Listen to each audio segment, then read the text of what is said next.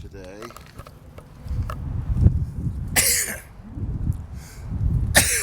Oh God. I'm walking around the old Eden Mall. I was just over there buying some salt peanuts at the grocery store. Seen a lot of changes in this mall over the years. God, yes. Right here used to be a Kmart. When we moved here in 1998, we're walking behind what would have been the garage part of it, where you could get tires on your car. Way over there is the post office. There used to be one in the drugstore on Washington Street. And there was also one before that on Monroe Street, but it's gone now. They had a relative that had a construction company or something. That development over there was not there when we moved here, but that hardware store was. I really like what National Stoneworks has done here. They've taken a completely forgotten building and done something with it.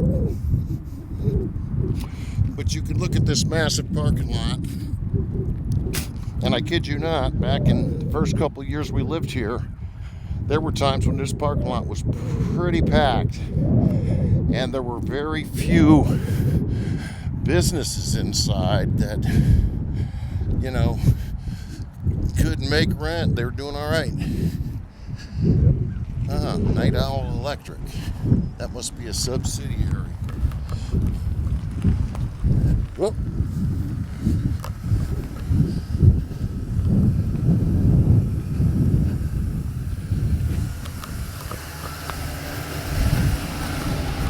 And my daddy used to always say, close the damn gate.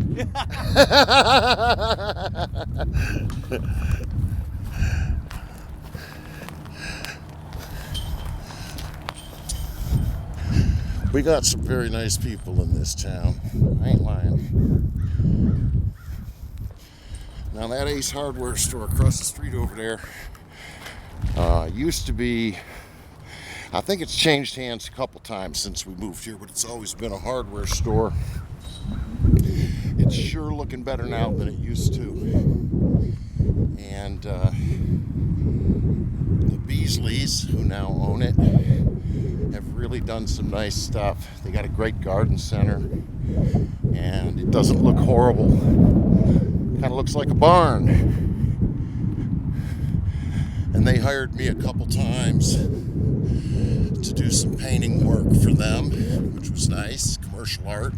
Well, if you got a restaurant, there's your furniture solution.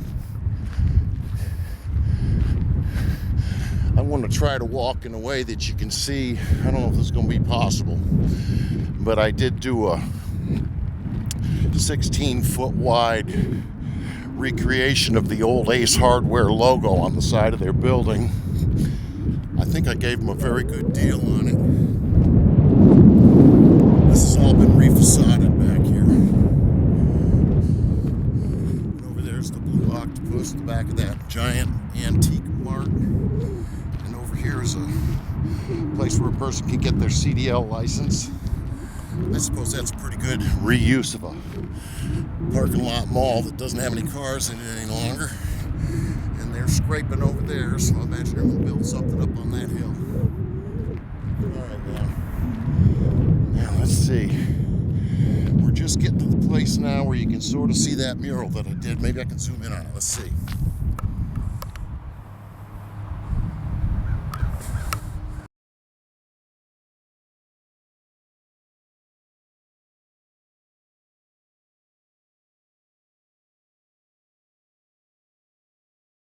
All right, so now my battery gave out. I get to use my little haha demon graphic there. Ate your battery. But anyways, I figured this is as good an opportunity as any to go on down there to the hardware store and get a good close-up of that logo that they hired me to put on the side of it while we swing around the back of the mall. Here again, you can see it real good.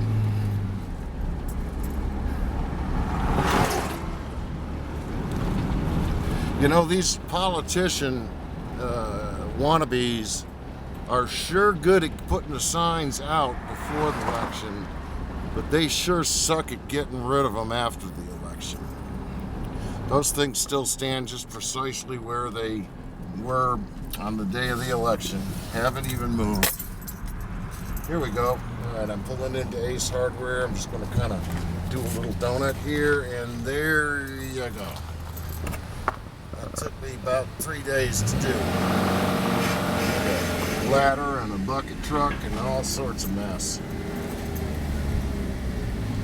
And that's actually one time that I can say that a fella I now call Handy Runt did me a good turn. And he knows it. I thanked him for it. He owed me a bunch of beers anyway, but he let me borrow a data projector with which I was able to cast that image up there and trace it out with tape. So thank you, Randy. Appreciate that. I can't say you've ever done anything since that I can thank you for. So here's the back of that antique place, that giant antique place where I found some very cool things, including the wooden fish thing that I put out in the front yard the other day.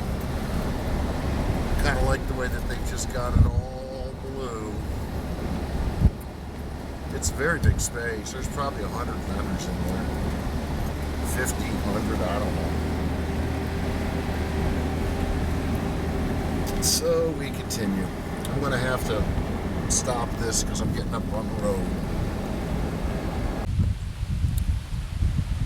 Well, here we are at Governor Moorhead Park. And I noticed that there's some stuff going on way down at the foot of it on the other side there on the road.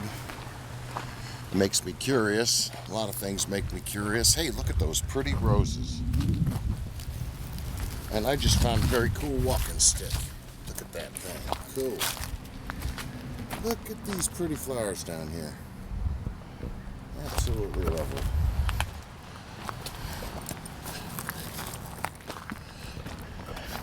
Here's an old piece of stone. You see the old mills across the street caving in on themselves.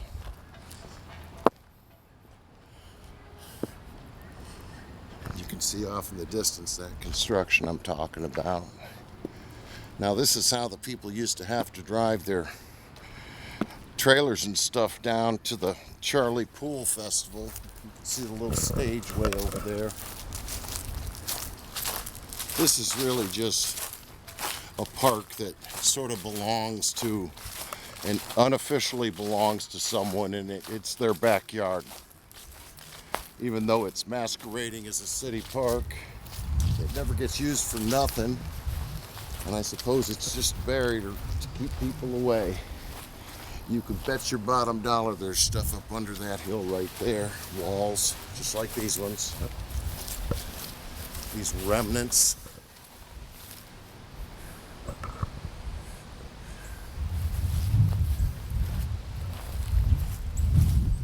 Of the child labor days here in Leakesville and Spray, North Carolina. And there's those boys working over there. Pretty cool. Man, they got some shit going on today.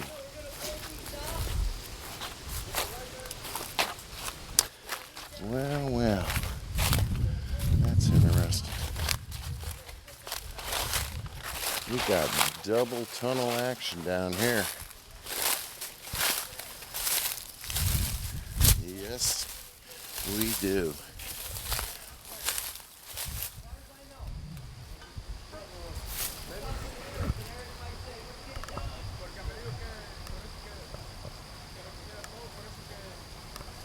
Yeah, you could probably find some very interesting stuff if you followed that.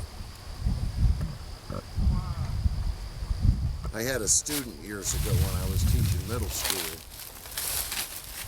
who during a rainstorm literally got knocked off his feet by running water and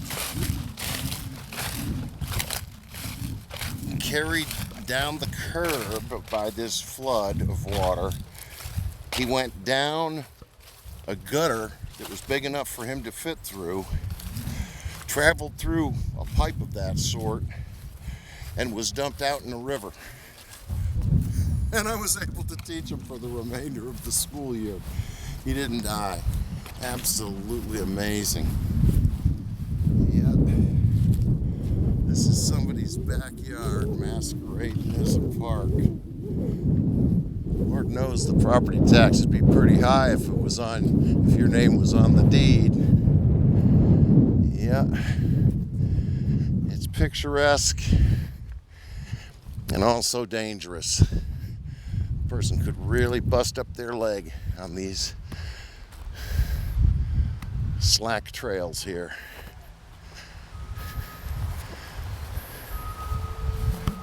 Somebody sleeping down there. I saw a whole bunch of evidence that people haven't been evicted today driving around.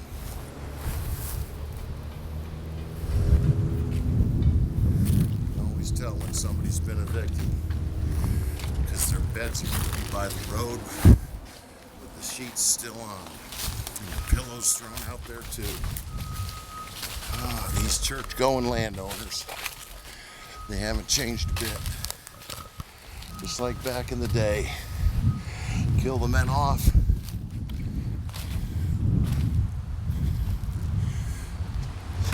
Tell the wives to get in line.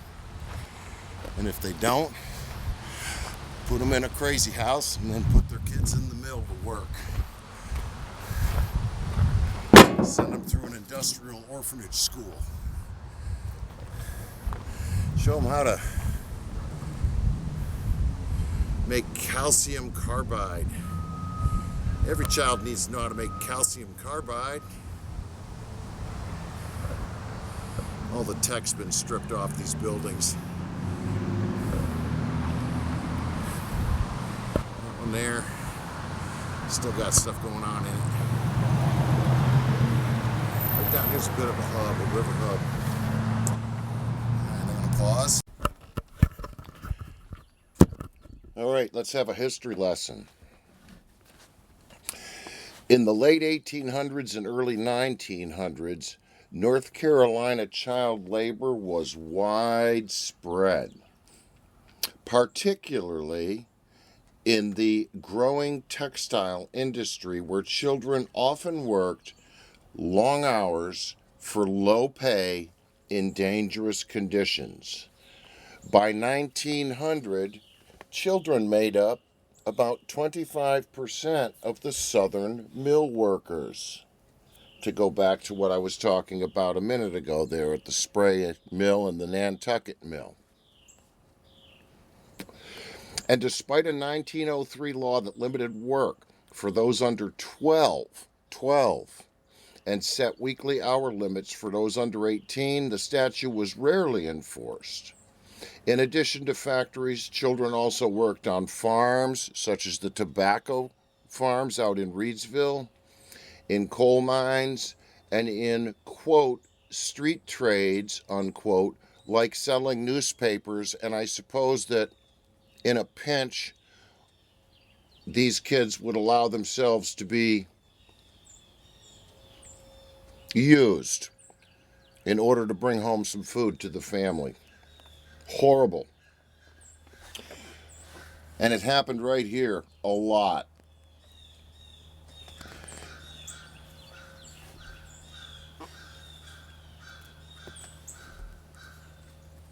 Key aspects of child labor in North Carolina. Textile mills. Now, I have a song, and I'll put a link to it below. I have a song called Mill Thoughts of Charlie Poole that I wrote, 20-some years ago. Because when I was volunteering at the Charlie Poole Festival, I met a lot of people that knew stuff about old music. And I met a lot of people that knew a whole lot about mill culture in the South. And the Mill Thoughts of Charlie Poole was first published in a magazine called Bobbin and Shuttle out of Cullowhee, North Carolina. And I met the publishers of that magazine at the Charlie Poole Festival, and they talk about, old industrial and so forth culture in the state of North Carolina. So the textile mills. The textile industry was a major employer of children. Many were as young as 10, fifth graders, and sometimes even younger, working as bobbin doffers in factories. Okay, and what was a bobbin? It was something that thread or textile was wrapped around, and it was connected to the machinery. And I've heard stories of a lot of kids losing fingers and hands and stuff in these mills because of all of the rotating machinery and things that you could get caught up in. The conditions were dangerous. Working in mills was extremely hazardous, with children facing risks of injury from machinery, exposure to extreme heat, as well as lung ailments, because any textile factory is just full of cotton fabric dust. Okay? My grandfather had what was called baker's lung because he worked as a baker for years and years without wearing any kind of breathing apparatus, and his lungs basically got full of dough, as it were, wet flour that he had inhaled. He spent the last 30, 40 years of his life coughing all day long. He couldn't get this stuff out of his lungs. Of course, farm labor, have a lot of kids, you got a lot of people to work later on. Many children worked on family farms, but as the southern states industrialized, some were sent to live with other families to work as servants and farmhands. And when you learn about the orphan trains, where all of these European and Slavic children, orphans, war orphans, were packed up onto ships, sent to the United States from about 8 or 9 different places across the Atlantic Ocean, and people were encouraged to repopulate this growing country, 100, 200 years ago, by adopting a whole mess of, in many cases, employees.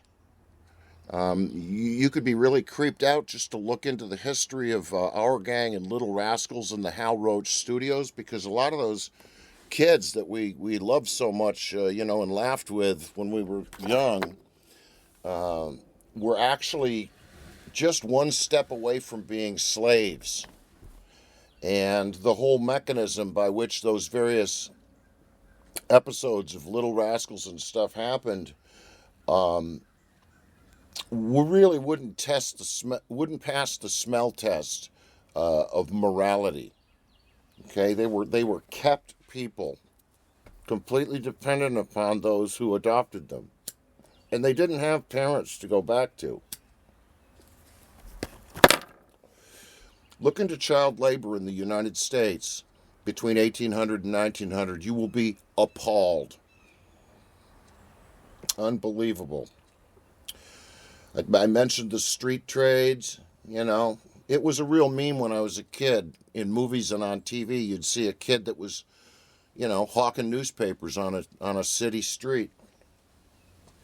Child labor was often seen as necessary for families to survive. Of course it was. We lived in a mill house once. It was a stick-built doghouse for people, especially given the low wages for grown-ups. Mill owners sometimes claimed child labor was a way to lift families out of poverty, but children were also used because they could be paid less and were easier to control. We know here in 2025 that the government doesn't care about Americans. They just want our vote. And then they can legislate in any way they see fit. Even doing a shutdown that devastates poor people, right? They don't care about us. They just simply want the crown. North Carolina's 1903 child labor law was not very effective. The state had weaker regulations compared to northern states, and many mills ignored the law, hiring children younger than 12 and allowing them to work long hours.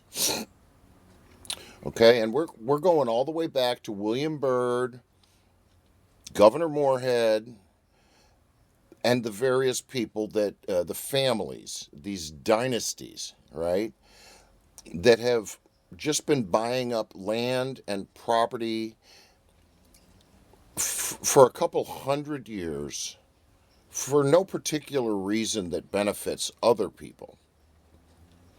Makes me sick. The National Child Labor Committee was formed in 1904 to raise public awareness and advocate for change, using photography to document the harsh reality of child labor. I'll insert a picture right here from the mill that you saw earlier in this video. And plus, a major concern was lack of education. Child labor deprived kids of an education, contributing to a cycle of illiteracy and poverty and a less informed electorate. And we know that the Rockefellers did not want an intelligent populace. Okay? They wanted workers. And that's why they invested in education, so that the kind of education that we received, and trust me, when I was a school kid in the 60s and 70s, a lot of this, cradle to assembly line way of teaching kids was still going on, with a big emphasis on math and science and phys ed. Now, the UDC, the United Daughters of the Confederacy in the South, were a group of wealthy women. They were very unhappy that the Civil War didn't go the way they wanted it to. They were very much enjoying the fruit of abusing other people, financially speaking.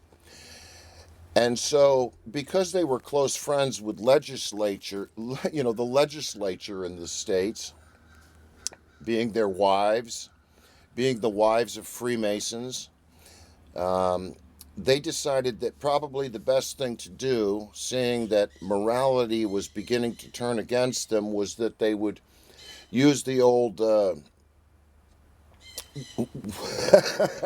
"We are Legion, and we've only come to help" technique, kind of like Andrew Carnegie.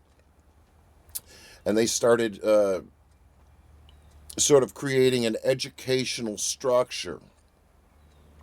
And a lot of the older schools that we see today used to be industrial training facilities. Okay? So, cradle to assembly line. If you were an orphan, they'd feed you. They'd give you a place to sleep. And then they'd send you off to work 12 or more hours a day in dangerous conditions. There's a lot of people that would like to see that come back. It makes me very sick. So yeah, the UDC likes to claim that they were big advocates for public education, but they were also really big advocates for putting big statues of murderous bastards in a whole bunch of places all over in the South. There's recently in the news, Albert Pike's statue has gone back up in D.C. It was taken down, appropriately so, given that he was one of the most evil men that ever lived in this country. Truly interested in child sacrifice, operating according to the Code of Hammurabi, 5.0, which is the Constitution of Freemasonry, which is a mockery of the Ten Commandments, the commandments of Freemasonry. If you want to run with the rich people, you better serve Satan. And masquerade as a loving, caring person in a church, maybe sing in the choir for decades. Be real friendly with your preachers. They love you. You're helping them get that money that they don't have to pay taxes on. They might throw you a bone someday, if you're in a pinch. Favor givers and favor getters. You know, poor people often have to barter to survive. Wealthy people can use words to make purchases.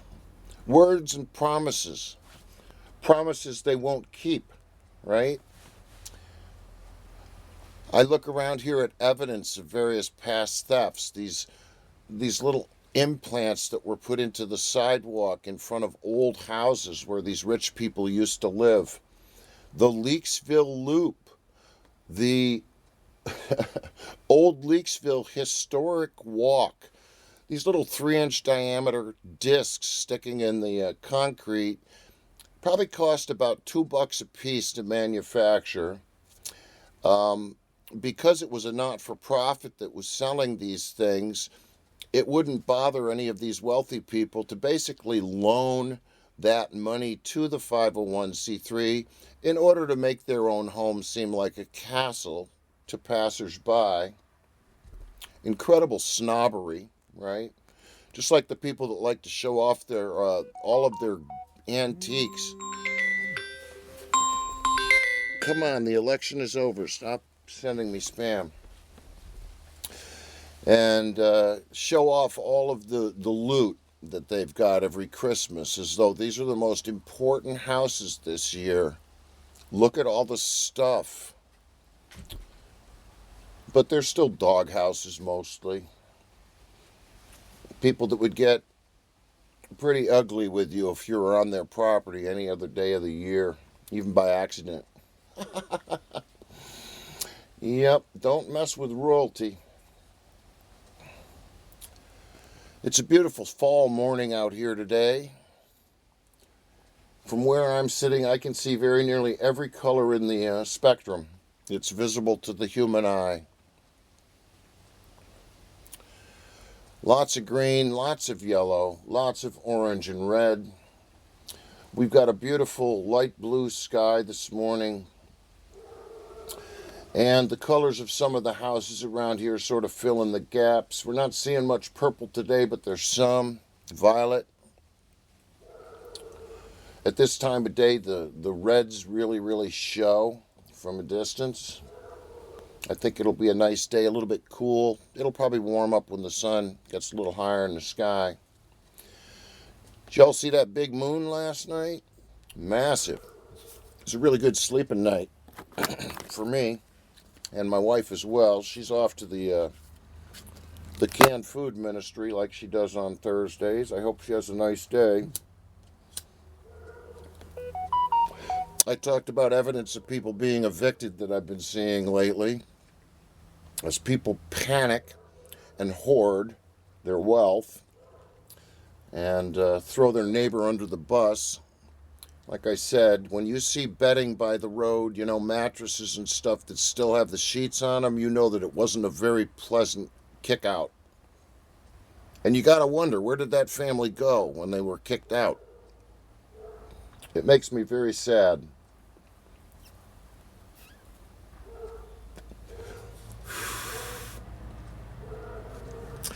There were too many kindnesses that need to be extended to other people for any one person to accomplish.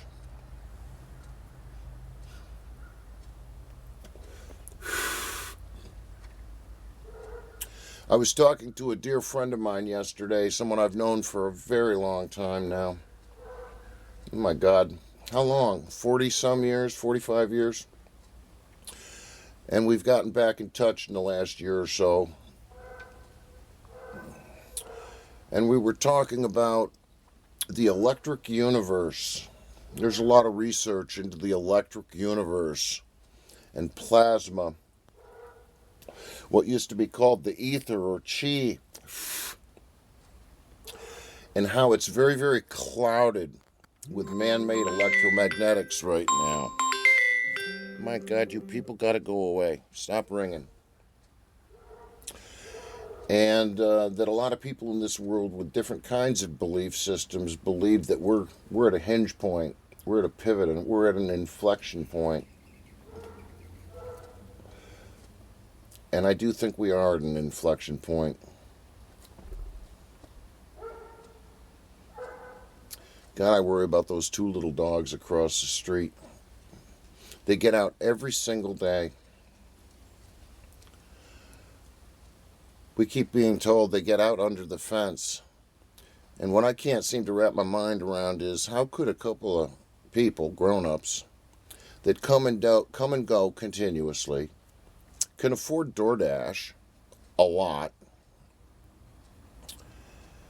can't seem to buy go down to the hardware store and buy a roll of foot-high garden edging fence or some other kind of garden edging and go around the inside of your fence wherever the dogs are getting out and put that stuff in the ground so that it can't crawl out under the fence. Okay? I mean, a town mayor could do this, right? Somebody who really can't do anything but drink and cut ribbons with a pair of scissors. It's a very small skill set. But even someone that ignorant and wasted could fix a chain link fence in the places where dogs escape. Okay? And I hate to say it, but I've had to clean up dead animals off the road because of these people. They ran over one of our cats one time. I guess that was an oops. The cat shouldn't have been over there. But they've run over their own children's toys and tricycles backing out of the front yard. They never look at anything. They just rush out the door, put the keys in the ignition, and throw it into reverse. And God help anything that's behind the vehicle.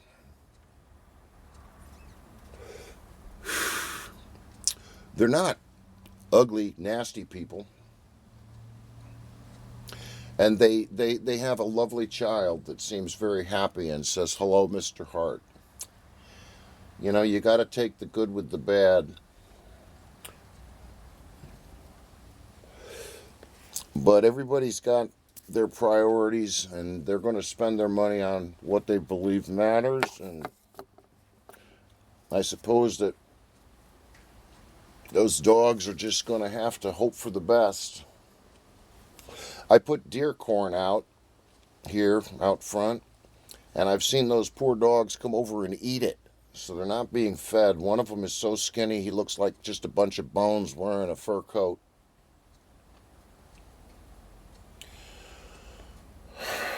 Oh, this world. It is so full of static. Static in the attic.